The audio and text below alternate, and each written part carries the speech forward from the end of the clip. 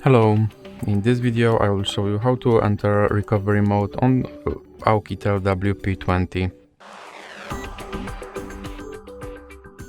So you have to start with powering off your device by using power button. And now when your device is completely powered off, you have to click power button and volume up button at the same time.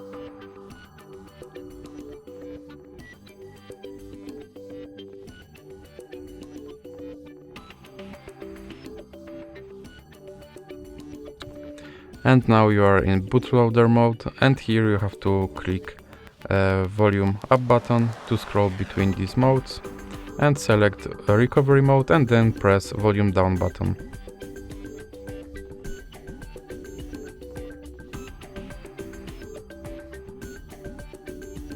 And you are now in recovery mode, and here you have to use volume buttons to navigate and power button to select your choice. So that's it for this video. If you liked it, please remember to leave a like and subscribe.